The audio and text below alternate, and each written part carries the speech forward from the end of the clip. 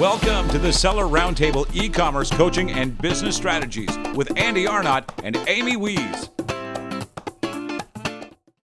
Now, I have a question for you. When you have, when you woke up and you've got 500 people that have gone through your bot that night, it's asking you, the way bots work for those people who haven't played around with a bot yet is, it has kind of different scenarios where it will run different questions and then it will take their answers. And if they answer in a certain way, you can set it up to ask a certain other question. It's kind of like basic programming, if then kind of stuff. But there's lots of templates within ManyChat, which ManyChat, for those of you who don't know, is just a really great platform that integrates with Facebook Messenger and allows you to utilize templates and to build messenger bots, right? To reach out to your audience. And then the other cool thing that it does is that you can also contact people with you can get them to opt in with their phone number and their email, and you can send emails to ManyChat through ManyChat and to all of your Messenger subscribers. And then you can also send text to them if you choose to do that. You don't have to do those things. Those are a part of a paid plan. But for the free plan, you can get people to interact with you. You can send them messages, you can send them quizzes, and then you can add them as subscribers and get their emails and take those emails and put them in. So Douglas, the question I have for you, you wake up in the morning and you've got all these people bored, checking out Facebook, clicking on your stuff and answering all your questions, having conversations with what they think is you, right? Most of them don't even realize it's a bot. And you get back and you have all this data and people say, oh, well, I'm interested in this, or I have a problem with this aspect of this product or whatever. Well, you got 500 different conversations there. How do you take all that data and put it into something you can use? Does ManyChat do that for you? Yeah, the way that we use it specifically is that you can segment those people based off of what they answered, and you can stick them I usually like to stick them on like a spreadsheet. Like you connect it with Google Drive, so it's really easy. There's like a few clicks of a button pretty much, and then you obviously you first have to make sure that you connect Google Drive and ManyChat, which is really, really easy. And at that point you're just saying like, hey, if they answer number one, you could technically, if you want to, you could stick all of those answers into a spreadsheet. You could segment them out, like if you want all of the answers on the same spreadsheet, let's say in different tabs. There's really, the great thing about ManyChat is that, it's kind of it's up to your imagination in terms of how you want to do it. So, if there's something you think you want to do, the odds are you could probably do something like it in ManyChat. So, say the example of, there's 4 basic pain points that my customer has. And I'm going to take them through what's called a flow, where you got a messenger sequence that you're taking someone. And they answer answer 1, then that's going to go into a specific thing in my Google Sheet, or answer 2 is going to go to another one. So then now I can look at all that data and see and this is where you configure it however you want, whatever makes it easier for you. So look at the data. I know everyone's different, but so I'll do it usually on the same spreadsheet where I'll see which ones, what answers did they give more of? Are there any I'll usually have something like a something else if it's not something that I know for sure, maybe there's 3 answers that I think are the answer for what their biggest problems are, but I don't know, or I'm learning about the customer, then I'll ask them, is there something I'm not saying that's an answer? And then from there, the great thing about ManyChat is you can have, it's called a user input, where you can they can basically just type out whatever their answer is, and it's going to get mapped over to, in this example, a Google Sheet. So now you can ask your ideal customer, the people that you're hopefully going to have buy from you, exactly what problems they're having, and they'll tell you, right? I mean, what kind of business can you do something like that, other than this, right? Where you're not just guessing anymore, you're actually just asking them basically, what can I help you with? And they're going to tell you, and you're not guessing anymore. You actually have solid data to help you. So it's really cool. And you're also establishing trust at the same time. I think so many businesses struggle with, they run a Facebook ad and they try to sell their product and they have to sell it at, 80% off just to get buys, because people are so used to being sold to now, and especially on Facebook, they're looking for a deal because they're not going to leave their feed otherwise. But if you've just spent the time to get to know them and listen to their problems and offer some solutions, maybe give some great content, whatever, and then you offer them a deal on one of your products, it doesn't have to be 80% off anymore. You know, you could even get a lot of full price buys. How have you found that to be? Oh, big time. Yeah. It's one of the key strategies that I basically learned in terms of like when I was learning about marketing in general is like, if you look at it honestly from the Amazon side, a lot of what people do is basically they try and launch with that 80, 90% off. Obviously now it's more like 70 or 80 with the rule changes, but they'll try and do that as like their big way of getting sales, right? But the way that I like to do it is the way you're talking about, like actually when you have a conversation with them, when you learn about them, when you know your ideal customer, when you're giving actual value, like you've created a brand that's not just a commodity. Like you're not competing on price then. You can be the premium product. You can be selling at a higher price point than everybody else, and still make sales and build those raving fans. And if you do it obviously this way, the great thing that is the big thing that I was going for was it's not Amazon's customer at that point either. So you're the one that's driving traffic. If you want to launch the product on Amazon and get that rank and all of that other stuff, you can. But now you can take them around wherever you want. They're your customer. It's just you're using the Amazon platform if you choose to. So yeah, definitely, I would really agree with that in terms of like it's a way to make your brand different from everybody else that's out there. It helps Amazon just be the sales channel that it is instead of your entire business. Yeah. So I love that. It's such a great way to engage with people on Facebook. And especially now, what would you say for the people who have a customer base that maybe isn't Facebook centric? I think it depends obviously on the brand. I mean, if you're like I look at the demographics a lot of the time too. I'll say that our ideal customer hangs on Facebook. They're like I know from the data they are.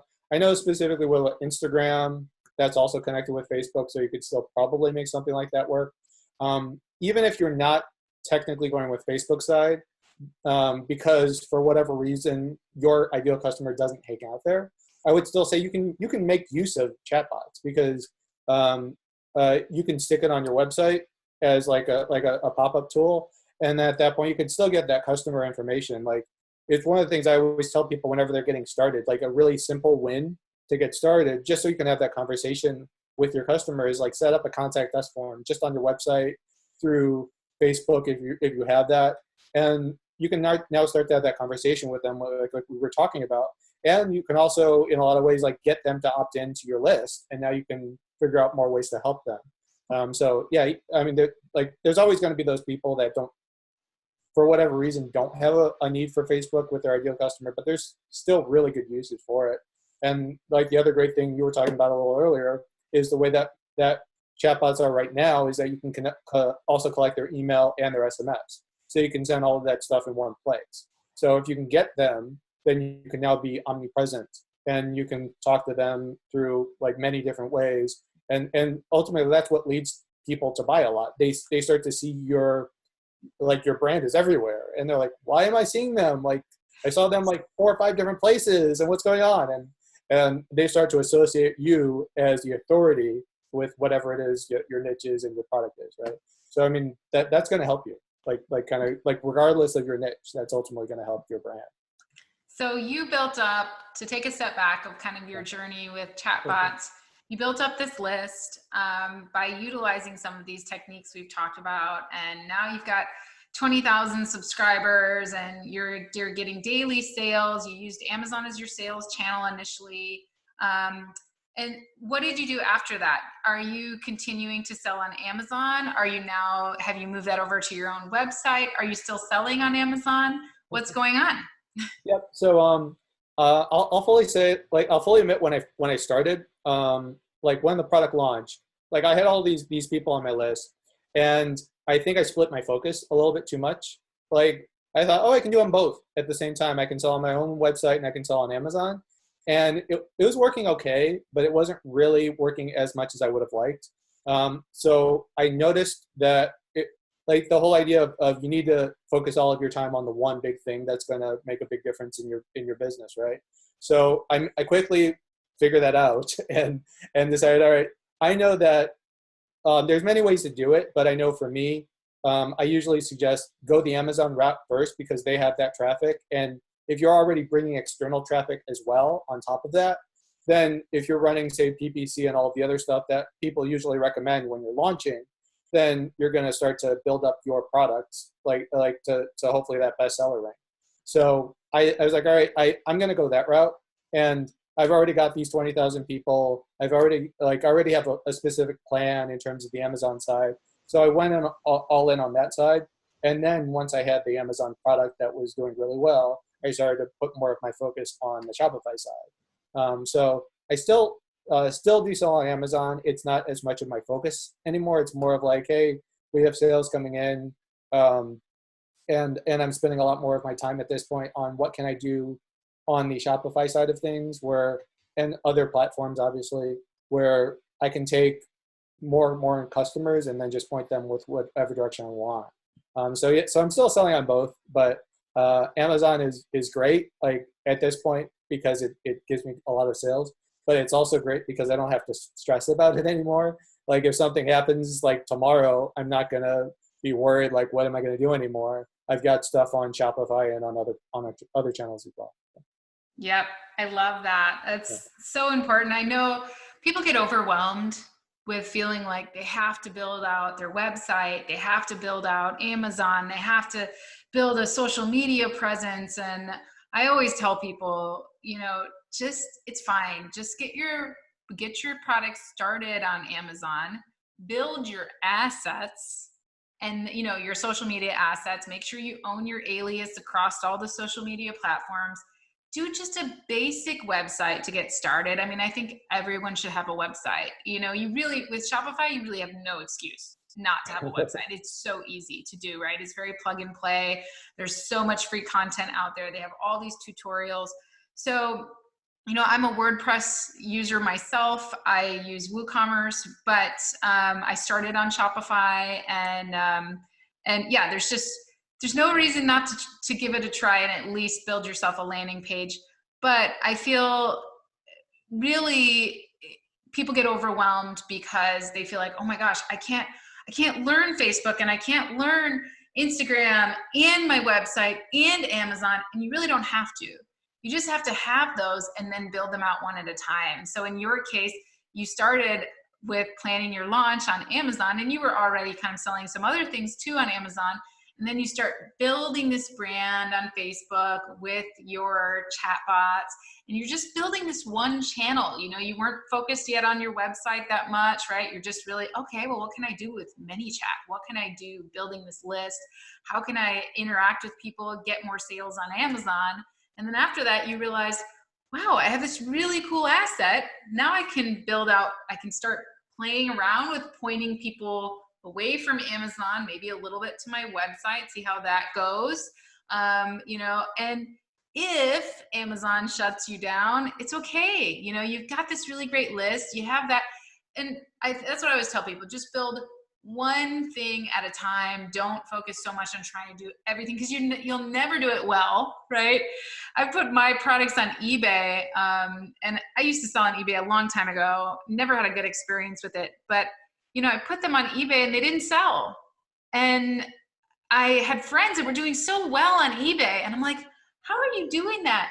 And I'm reaching out to them, trying to understand. And I learned that just like any other channel, it has its own quirks. It has its own things that you have to work. It takes time. It takes effort. So, just like Douglas did here, take your time to learn it. So I would love to hear what you're doing now. So you're selling on Amazon, Shopify.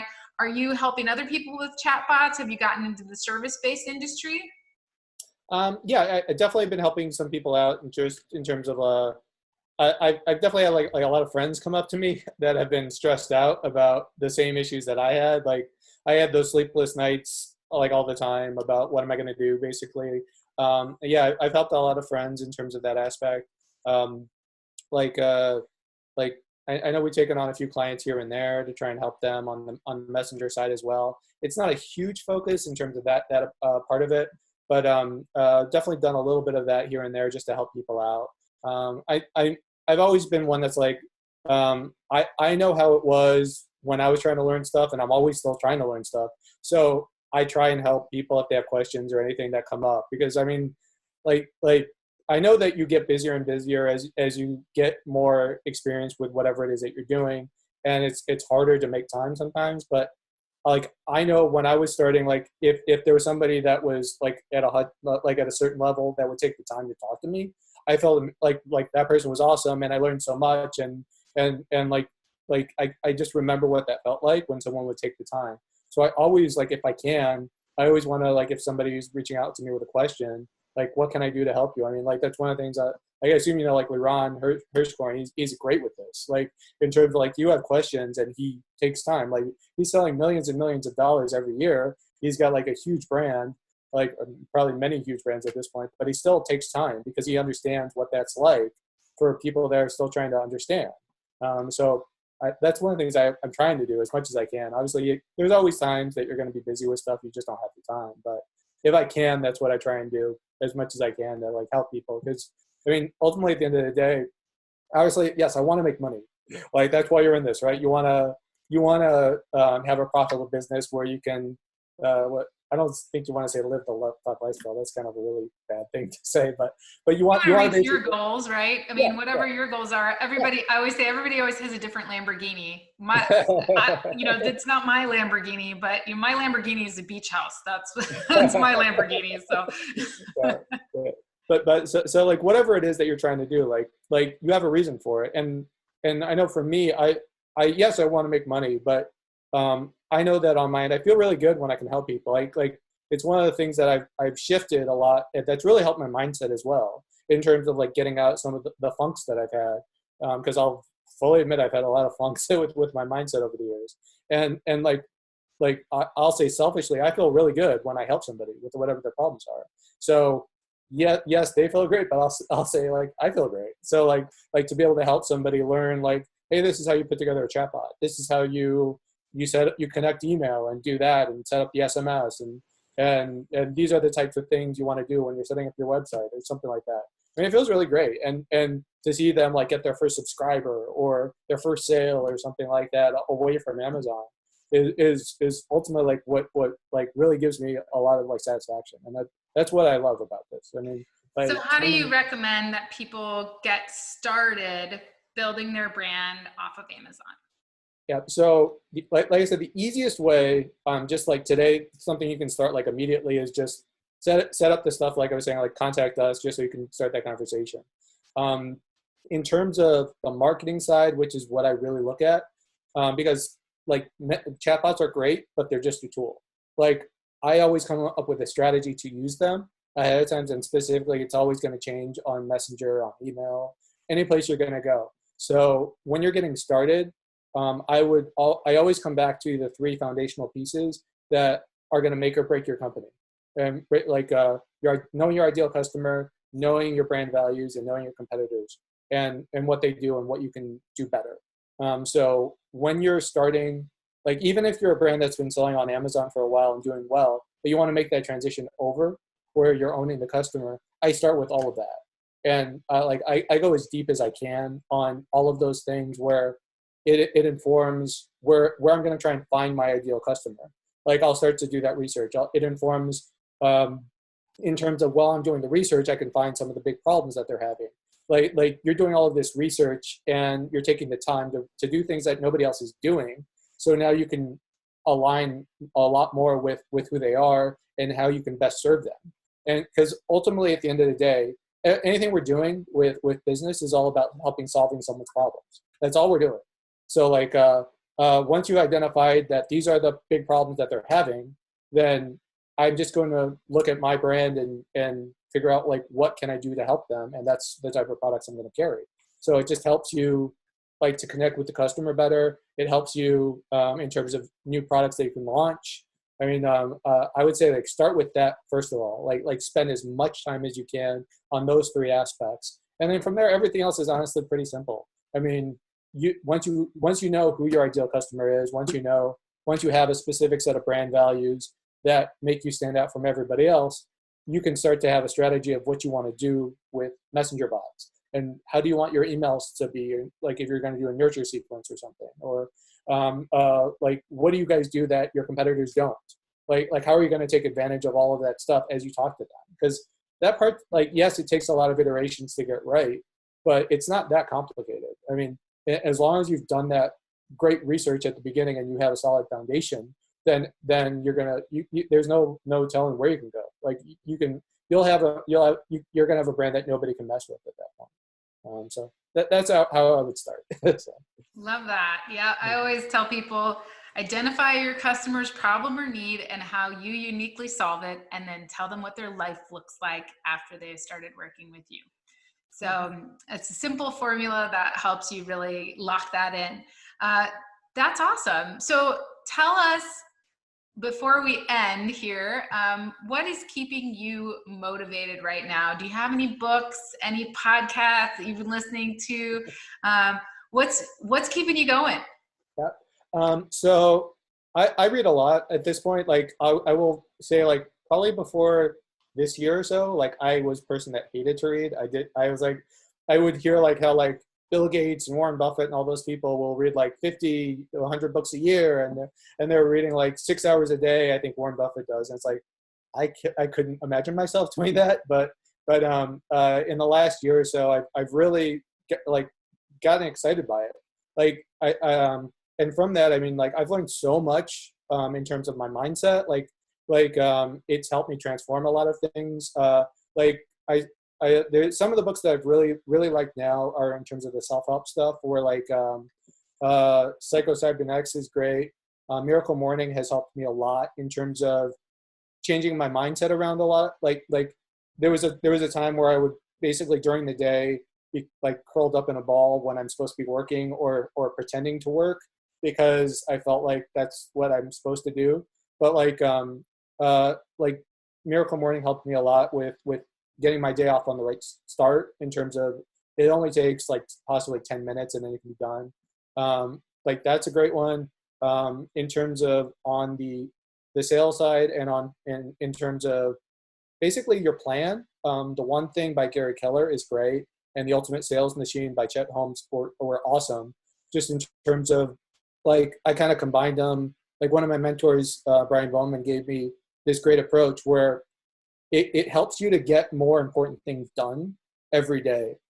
So like now I know, like at the end of every day, I'm going to take 5 or 10 minutes and figure out what is the big thing that needs to get done for me to make really big progress in my business. And that's based off of The One Thing. And then I take The Ultimate Sales Machine where they talk about the important non-urgent things that you can do every day to really make growth in your business. So I prioritize those based off of what the big thing is I want. Then I'm going to spend like 3 to 5 hours on a day. And then I'm going to go down the list of like 5 other things that I need to accomplish that day. So just by doing that every day and getting my mind right every morning, I know that like I have this goal in mind of where I want to get to and the person that I need to be. Just by doing that every day, I'm going to make huge progress. I know that there's nothing else that's holding me back at this point. That's going to get me there. So I definitely recommend those books as a starting point. Like they are amazing for everything that I've gone through and held out with. So love it. So I wrote it down: The Miracle Morning, The One Thing, and The Sales Machine. Awesome. All right. Well, I think that's it. Let's end this talk. I had a great time talking to you today, learning about, kind of your journey with this whole thing.